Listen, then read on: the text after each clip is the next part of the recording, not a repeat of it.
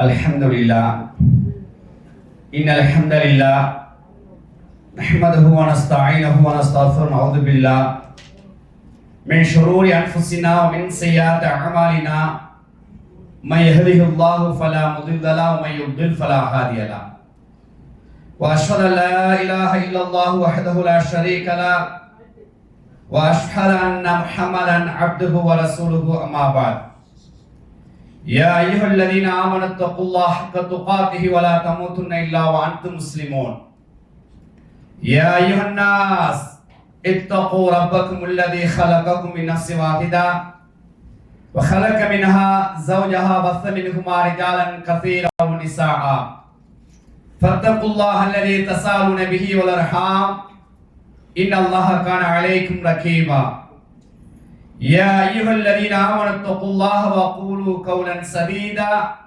يصلح لكم أعمالكم ويغفر لكم ذنوبكم ومن يطع الله ورسوله فقد فاز فوزا عظيما எல்லா புகழும் அல்லாஹ் ஒருவனுக்கே.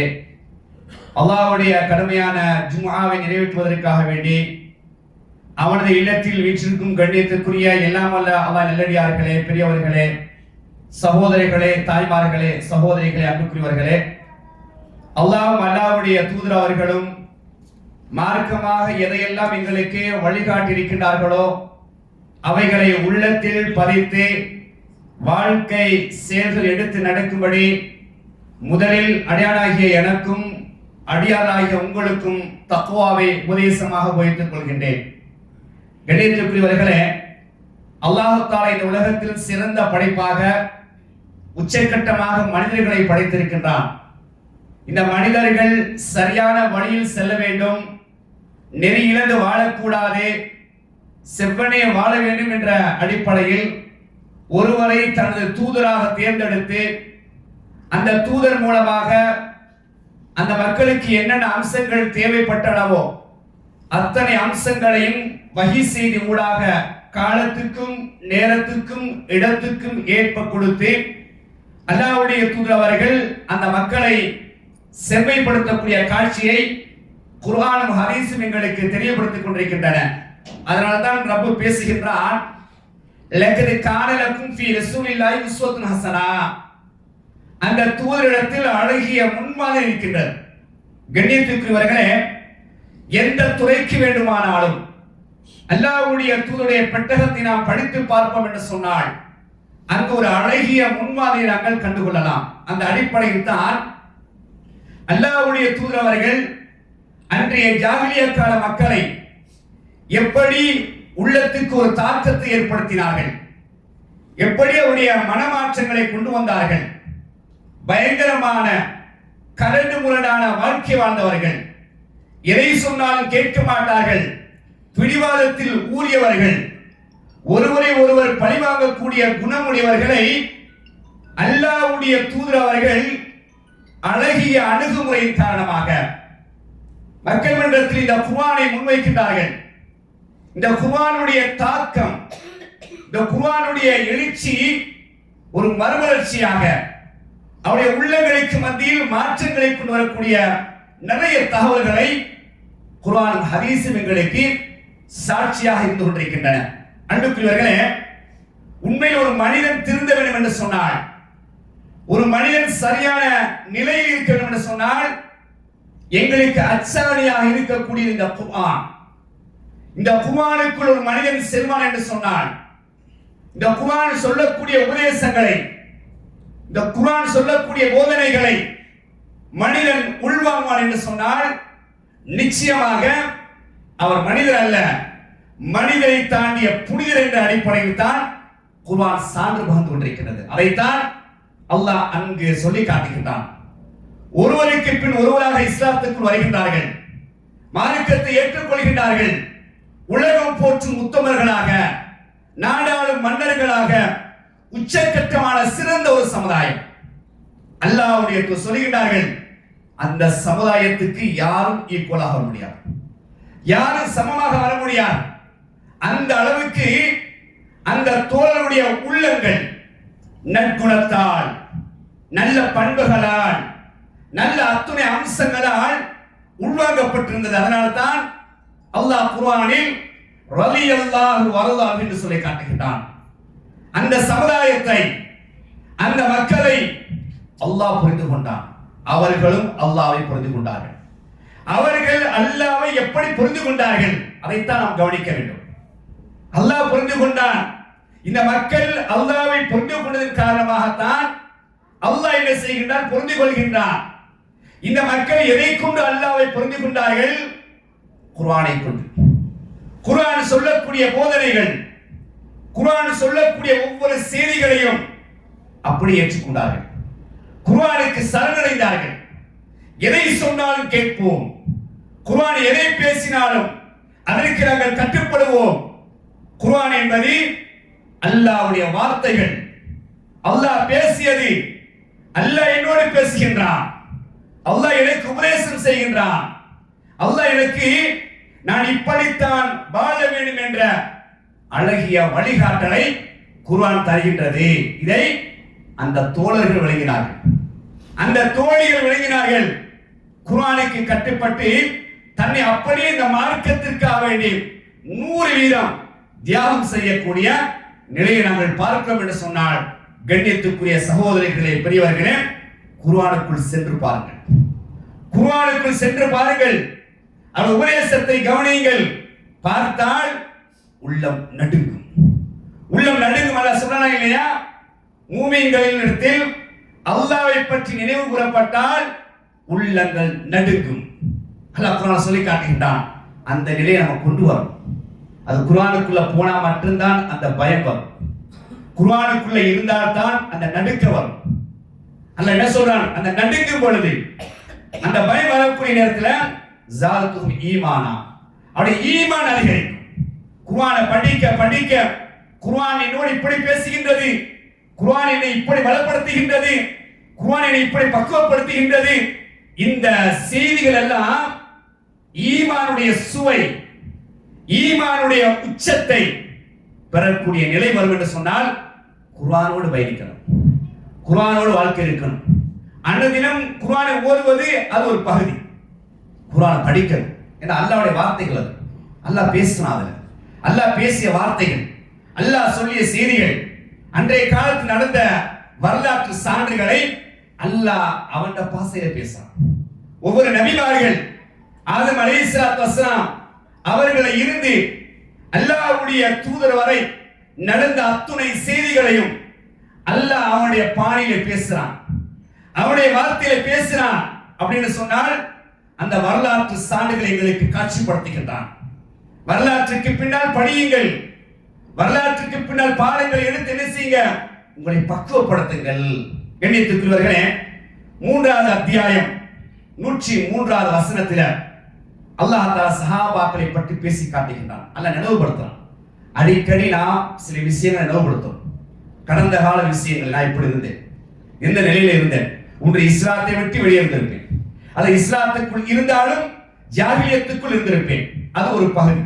எனது வாழ்க்கை எப்படி இருந்துச்சு, அடிமட்டத்தில் இருந்திருக்கலாம், ஏழ்மையில் இருந்திருக்கலாம், இப்போ ஒரு அளவுக்கு நாம் ஒரு நிலைமைக்கு வந்திருக்கலாம். அடிக்கடி பழசை, பழமையை நினைவுபடுத்த வேண்டும் என்ற அடிப்படையில் அல்லாஹ் அந்த தோழர்களுக்கு தான் இருந்த காட்சிகளை நினைவுபடுத்துகின்றான். இஸ்லாத்தை ஏற்றுக்கொள்வதற்கு முன்னால் உங்களுடைய நடவடிக்கை எப்படி இருந்துச்சு, உங்களுடைய செயல்பாடுகள் எப்படி இருந்துச்சு, நீங்கள் எந்த நிலையில் இருந்தீர்கள் என்பதை 3வது அத்தியாயம் 103வது வசனத்தில் வகைத்தஸிமு பிஹபில்லாஹி ஜமீஆ, நீங்கள் அனைவரும் அல்லாஹ்வுடைய கயிற்றை பலமாக பற்றி பிடித்துக் கொள்ளுங்கள், வலா தஃபர்ரகு, நீங்கள் பிரிந்து விடாதீர்கள். அந்த 4 விஷயத்தை சொல்றாங்க வசனத்துல. அந்த முதலாவது என்ன சொல்றான்? அல்லாஹ்வுடைய கயிறு, அல்லாஹ்வுடைய குர்ஆனை பலமாக பற்றி பிடித்துக் கொள்ளுங்கள். இது அல்லாஹ்வுடைய உபதேசம், அல்லாஹ்வுடைய கட்டளை. என்னுடைய குர்ஆனை நீங்க பலமா பிடிச்சீங்கடா அப்படின்னு சொன்னால் குர்ஆனில் இருக்கக்கூடிய உபதேசங்களை, குர்ஆன் சொல்லக்கூடிய அந்த அழகிய உரைகளை, செய்திகளை பலமாக பற்றி பிடியுங்கள், உள்ளத்துல பதியுங்க, வாழ்க்கையில் நடைமுறைப்படுத்துங்கள். முதலாவது செய்தி அல்லாஹ் சொல்றான், வலா தஃபர்ரகு, நீங்க பிரிச்சிடாதீங்க. மனிதன் என்ற அடிப்படையில் சில நேரங்கள் மனக்கசப்புகள், சில நேரங்கள் பிரிவுகள், பிளவுகள் வரலாம். உடனே இந்த குர்ஆனுக்குள்ள போங்க, நீங்க பிரிய மாட்டீங்க. உங்களுக்கு மத்தியில் எந்த பிரச்சனையும் வராது, எந்த பிளவு வராது. வரும் மனிதன் அடிப்படையில உடனே திரும்பி பாருங்க. அல்லாஹ் அந்த வசனத்தை சொல்றான். நீங்க குர்ஆனை பலமா பிடிங்க, பிரிஞ்சிடாதீங்க. குர்ஆனை விட்டு தூரமானால், குர்ஆனை விட்டு நீங்க குர்ஆனை புறக்கணித்தால் நிச்சயம் நீங்க பிரிவீங்க. நிச்சயமா உங்களுக்குள்ள நிறைய முரண்பாடுகள், நிறைய குழப்பங்கள், ஃபித்னாக்கள், உங்களுக்குள்ளே தீர்வுகளை எட்ட முடியாத பயங்கரமான சூழ்நிலைக்கு மாறி விடுவீர்கள் என்ற அடிப்படையில் தான் அந்த வசனத்துல முதல் வரியில குர்ஆனை நீங்கள் பலமாக பற்றி பிடித்துக் கொள்ளுங்கள். அந்த வசனத்தில் இரண்டாவது வரியை பாருங்க. வதுகுரு நிஅமத்தல்லாஹி அலைக்கும் இது குன்தும் அஅதான். நீங்கள் ஒருவருக்கொருவர் எதிரியாக இருந்தீர்கள். ஜாஹிலியா காலத்தை நினைவுபடுத்தின சஹாபாக்களுக்கு, அந்த கண்ணியத்துக்குரிய அந்த உத்தமர்களுக்கு அல்லாஹ் நினைவுபடுத்தினான். நீங்க ஜாஹிலியா காலத்தில் இஸ்லாத்தை ஏற்றுக்கொள்வதற்கு முன்னால், நீங்க ஜாஹிலியா காலத்தில் ஒருவரை ஒருவர் பழிவாங்க வேண்டும், எதிரியாக வைரியாக இருந்தீர்கள். அதை கொஞ்சம் நினைச்சு பாருங்க. பயங்கரமான சூழ்நிலை இருந்தீங்க இல்லையா? அந்த பயங்கரத்தை நினைச்சீங்க, கொஞ்சம் நினைச்சு பாருங்க. ஃபஅல்லஃப பைன குலூபிக்கும் ஃபஅஸ்பாத்தும் பிநிஅமதி இஹ்வானா. மூணாவது வரி அந்த வசனத்துல அல்லாஹ் என்ன செய்கின்றான்? உங்களுடைய உள்ளங்களை ஒன்று சேர்க்கின்றான். உங்களுடைய உள்ளங்களை ஒன்று சேர்க்கின்றான். அல்லாஹ்வுடைய அருளால், அல்லாஹ்வுடைய நிஅமத்தால் அல்லாஹ் என்ன செய்கின்றான்? நீங்கள் சகோதரர்களாக மாறிவிட்டீர்கள். அழகான ஒரு காட்சியை பாருங்க. உண்மையில் இன்னைக்கு நீங்க பாருங்க, இங்க இருக்கிற எல்லோரும் ஒவ்வொரு நாட்டில் இருப்போம், அந்த நாட்டுக்குள்ளும் ஒவ்வொரு பிரதேசத்தில் இருப்போம். ஆனால் ஒரு இடத்துல நம்ம வந்துட்டோம் சொன்னால், இஹ்வான், நாங்கள் சகோதரர்கள். நாங்கள் ஒரு தாயுடைய வயிற்றில் பிறக்காவிட்டாலும் ஒரு குடும்பத்துடைய அங்கத்தவர்களை போல அல்லாஹ்வை ஏற்றுக்கொண்ட ஒரே காரணத்தினால், அல்லாஹ்வுடைய தூரை ஏற்றுக்கொண்ட ஒரே காரணத்தினால் நாங்கள் எல்லாம் சகோதரர்கள், சகோதரிகள். அல்லாஹ் தான் சொல்றான், நீங்கள் வைரியாக இருந்தீர்கள், பழிவாங்கக்கூடிய அந்த கெட்ட குணம், எதிரியாக இருந்தீர்கள். அல்லாஹ் தான் அவங்களை சேர்த்தான். அல்லாஹ் அவங்களை ஒற்றுமைப்படுத்தினான், உள்ளங்களை இணைய வைத்தான். அது அல்லாஹ்வுடைய பெரிய அருள் என்று என்ன செய்கிறான் சொல்லித்தரக்கூடிய செய்தி. அந்த வசனத்தை எப்படி முடிக்கிறான்டா, வகுந்தும் அலா ஷஃபா ஹுஃபத்தி மினன் நார். நீங்கள் நரகத்தின் விளிம்பில் இருந்தீர்கள். கொஞ்சம் விட்டுட்டா விழுந்திருப்பீங்க. நரகத்துடைய அந்த கடைசி எல்லையில விளிம்புல தொங்கல்ல இருந்தீங்க. அல்லாஹ் என்ன செஞ்சான்? ஃபான் கரக்கும் மின்ஹா. அதிலிருந்து அல்லாஹ் உங்களை ஈரட்சிமடை செய்தான், காப்பாற்றினான் என்ற சஹாபாக்களை விழித்து பேசுறான். சஹாபாக்களை அழைத்து பேசினான். கொஞ்சம் நினைச்சு பாருங்க. நீங்க உங்களுக்குள்ள பிரச்சனை படாதீங்க. ஏற்கனவே பிரச்சனை பட்டு தான் பிரிந்திருந்தீர்கள், எதிரியா இருந்தீர்கள். நீங்கள் உங்களுக்குள்ள மனக்குழப்பத்தில் ஆளாக வேண்டாம். பிரச்சனைக்கு நீங்கள் வராதீர்கள். குர்ஆனுக்குள்ள வாங்க. அல்லாஹ்வுடைய உள்ளத்தை சேர்த்திருக்கிறான், ஒற்றுமைப்படுத்தியிருக்கின்றான். இது அல்லாஹ்வுடைய அருள். உச்சக்கட்டமாக நரகத்திலிருந்து உங்களை பாதுகாத்திருக்கிறான். அதுக்கு நீங்க என்ன செய்யணும்? அல்லாஹ்வுக்கு அதிகமாக நன்றி செலுத்த வேண்டும் என்ற ஒரு அழகிய செய்திய ஒரு வசனத்துக்குள்ள அல்லாஹ் ஒட்டுமொத்த உபதேசங்களை, ஒரு மூமின் இன்னொரு மூமினை, ஒரு சகோதரர் இன்னொரு சகோதரரை எப்படி மதிக்க வேண்டும், எப்படி விட்டுக் கொடுக்க வேண்டும், எப்படி மன்னிக்க வேண்டும், எப்படி அரவணைக்க வேண்டும், அத்தனை செய்திகளையும் ஒரே வசனத்துக்குள்ள பேசக்கூடிய காட்சி நாங்கள் பார்க்கலாம். இப்படித்தான் அல்லாஹ் என்ன செய்யறான்? இந்த உபதேசங்கள் ஊடாக உள்ளத்தை தொடுறான், தாக்கத்தை ஏற்படுத்துறான். சஹாபாக்களை உள்ளங்கள் மாற்றங்களுக்கு காரணம் இப்படியான உபதேசங்கள்.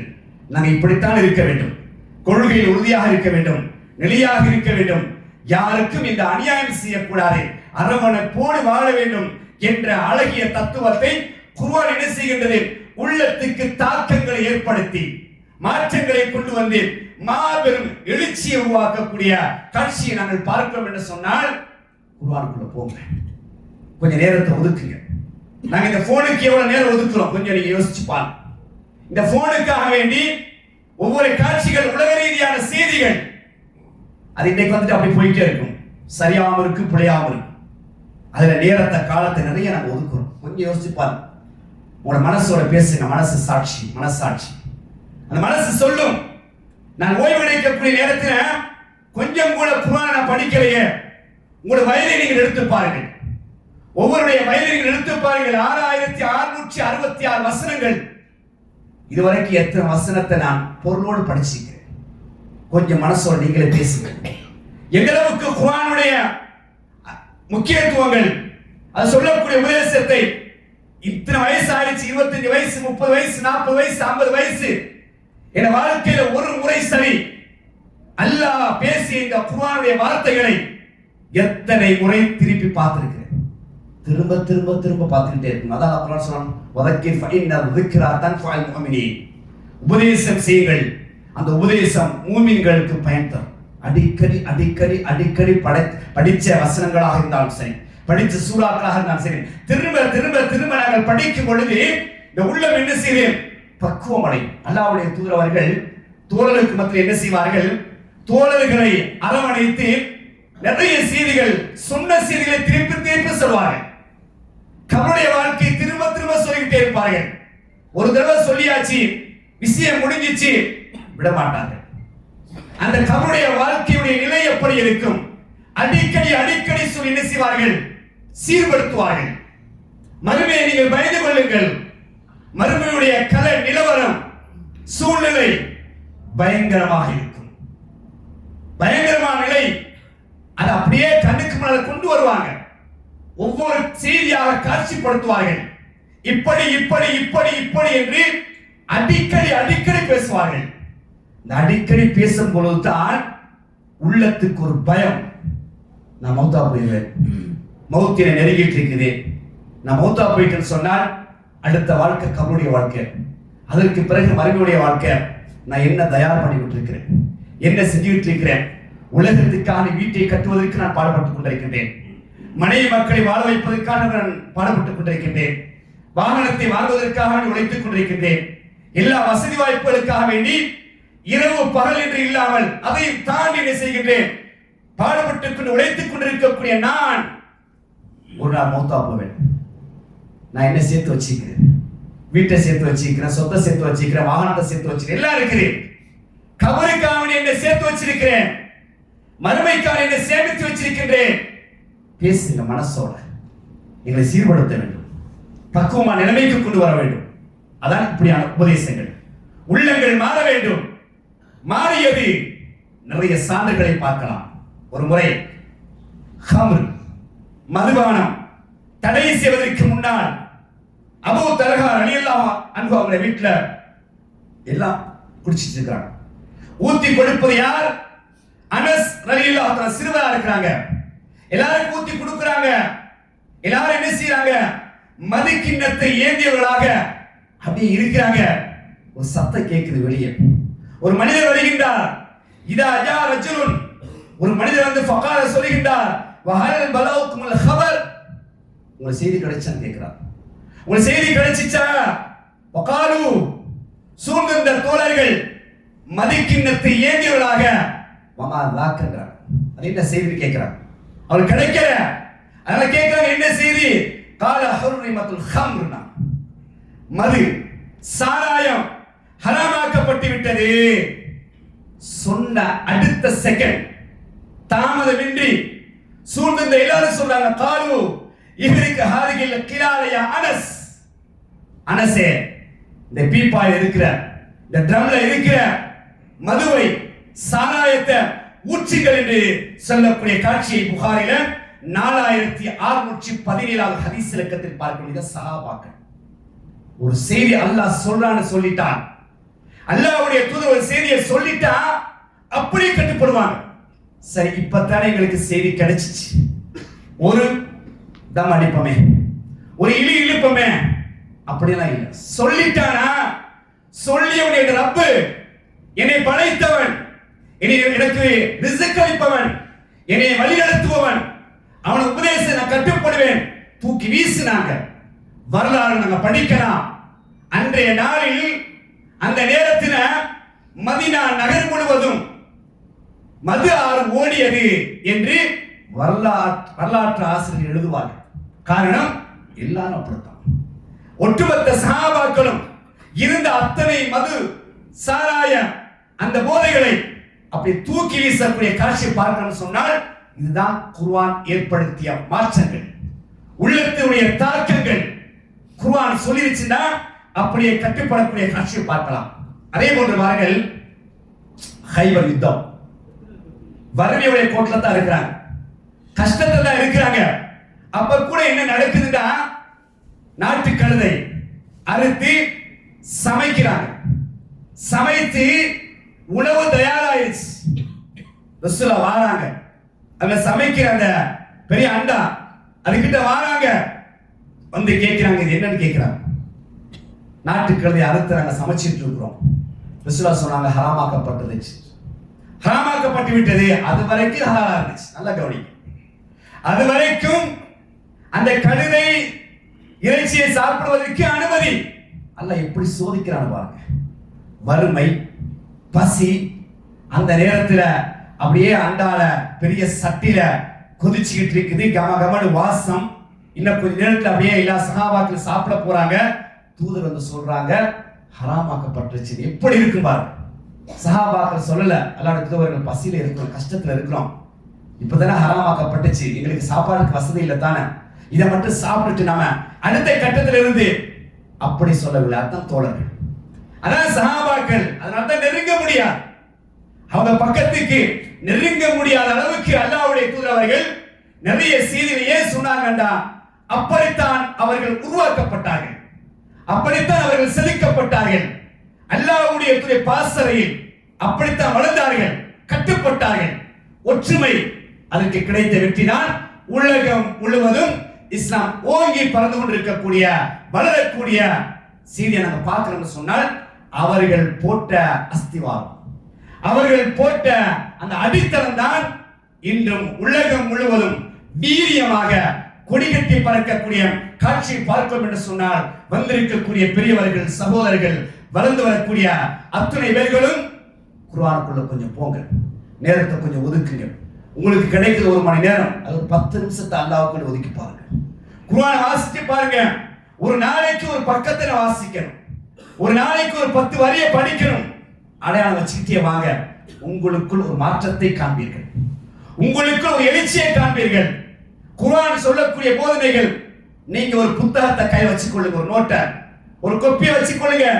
வாசிட்டு போகும்போது உங்களுக்கு தேவையான அடிக்குறிப்புகளாக அதிலிருந்து நோட் பண்ணி என்ன செய்யுங்க, இத்தனால வசனத்தை அல்லாஹ் இதை சொல்றான், இத்தனால அத்தியாயத்துல இத்தனால வசனத்துல அல்லாஹ் இதை சொல்றான். நீங்க ஒரு புத்தகத்தை தயாருங்கள், குர்ஆனுக்குள் இருந்து உறிஞ்சி எடுங்கள். உங்களுக்கு தேவையான உபதேசங்களை எல்லாம் அப்படி எழுதிட்டு வர நேரத்துல உள்ளங்கள் நிறைய மாற்றங்களை சந்திக்கும், உள்ளங்களுக்கு நிறைய எழுச்சிகள் வரும். மார்க்கத்தை விட்டு தூரமாக மாட்டோம், அமர்களை விட்டு தூரமாக மாட்டோம். சரியான வழியில் செல்லக்கூடிய சூழலை உருவாக்கிக் கொள்ள முடியும் என்பதை அடிமனதில் ஆழமாக பறித்துக் கொண்டு வந்திருக்கக்கூடிய ஒவ்வொரு பெரியவர்கள், சகோதரர்கள், தாய்மார்கள் குர்ஆனை நிறைய படிக்கக்கூடிய வாக்கியத்தை அமைத்துக் கொள்ளுங்கள். அதற்கு அல்லாஹ் தஆலா தௌஃபீக் செய்வானாக.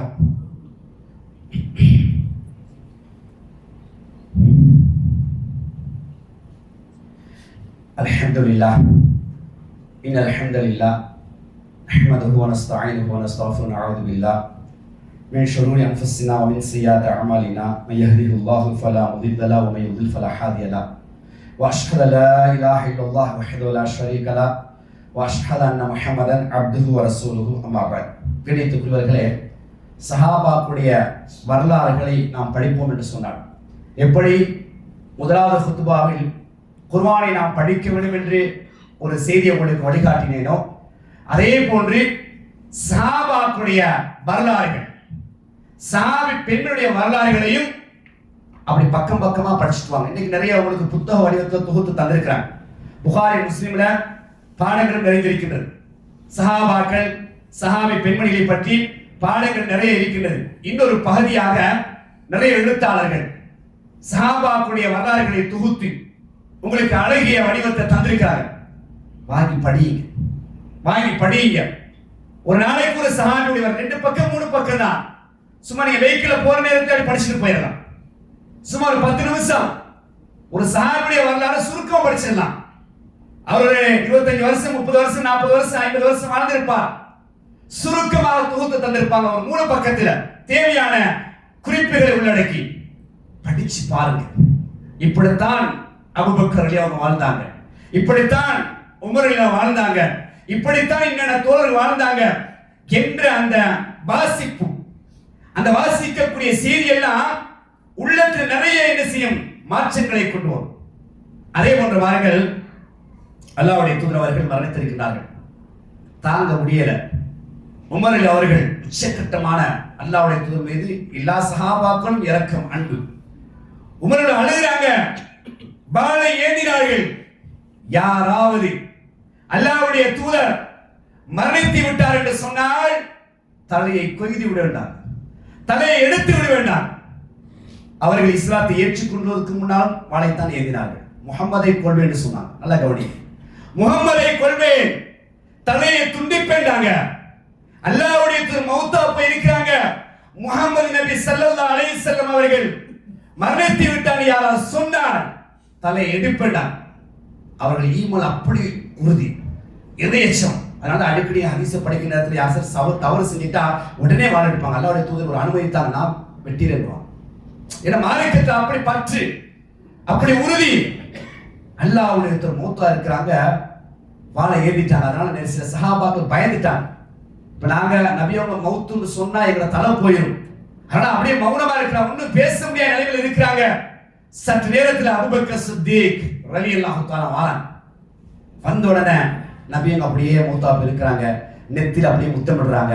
அல்லாஹ்வுடைய தூதர் அவர்களே பேசுறாங்க, மனசோட பேசுறாங்க. அல்லாஹ்வுடைய தூதர் அவர்களே, நீங்கள் வாழும் பொழுதும் மனமாக இருந்தீர்கள், மரணித்திருக்கக்கூடிய இந்த கட்டத்தில் நீங்கள் மனமாகத்தான் இருக்கின்றீர்கள் என்று சொல்லிட்டு அங்க வெளியே பெரிய குழப்பமா இருக்கு.